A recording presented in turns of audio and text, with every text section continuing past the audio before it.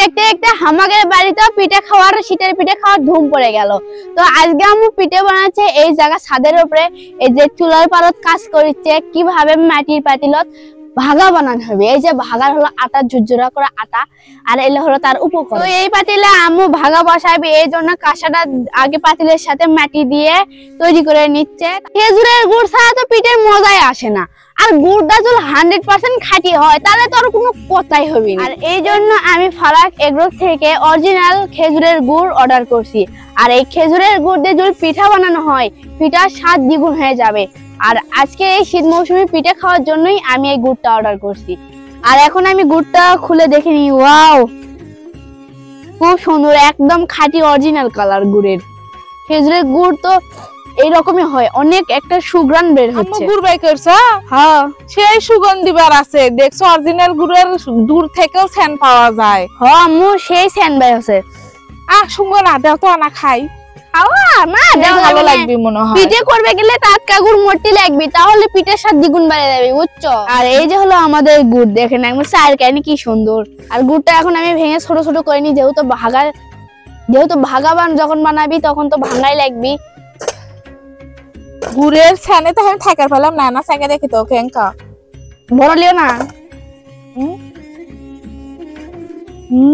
সেই স্বাদ, একবারে খাঁটি, স্বাদে ও গ্রানে অতুলনীয় যশোরের ঐতিহ্যবাহী খেজুরের গুড়। আর আপনারা যদি একদম 100% খাঁটি খেজুরের গুড় নিতে চান, তাহলে অবশ্যই ফারাক এগ্রো পেজ থেকেই নেবেন। তাদের নাম্বারটা কমেন্টে দেওয়া থাকবে। আর আব্বাইটি বিশাল বড় একটা নারকেল কুড়িতে, যে নারকেলটা আজকে আমরা ভাপা পেটে আর দুধ পেটে কর্ম। দেখেন কত বড় একটা নারকেল লেছে, হাই রে হাই, এত বড় একটা নারকেল কেটা খাবি গো আব্বু? না, আমরা তো খাই শেষ করে পাবো না। জীবনের প্রথম এত ছুটিয়ানা নারকেল দেখনু, যেটা নাকি হাতের মধ্যেই ধরা যাচ্ছে, ছুটিয়ানা। ওর মধ্যে ভালো করে কুরানি ঢুকিতে হয়ে গেল জিনিয়া। দেখো অল্প একটু নারকেল, তারপরে কিন্তু ভালোই আছে। ধরে লাও, তাড়াতাড়ি লাও, মেলাগুলো আছে, লাও। হ্যাঁ ভালোই আছে গুড় ছোট হিসেবে। হ্যাঁ, আর এক কাজ করো, করলেই যখন এই গুড়টা না ঝুরঝুরা করে দাও ভাগার জন্য। গুড়ে সেই সুঘ্রাণ বাড়াচ্ছে, বুঝছো? একদম অরিজিনাল খাঁটি অথেন্টিক একদম। হ্যাঁ, ঝুরঝুরা করে এটার মধ্যে রেখে দাও, গ্রান দেখলেই বোঝা যায় একদম অরিজিনাল এবং খাঁটি। আর এইদিকে দেখতে দেখতে আম্মুর ভাপা পিঠা তৈরির প্রসেসিংটা এখনো চলছে। আর এই দেখুন কয়েকটা ভাপা পিঠা তৈরি হয়ে গেছে, আর আমি এখান থেকে বসে থেকে দেখতেছি আর একটু হালকা হালকা চেকে চেকে খাচ্ছি। আম্মু, ও বাবা, পিঠেগুলো দেখো তো এখনই খাবার মন যাচ্ছে, যে সুন্দর সুন্দর হসে গো আম্মু। খালি একসাথে মেলাতে হলে খালি খাওয়ার পালা।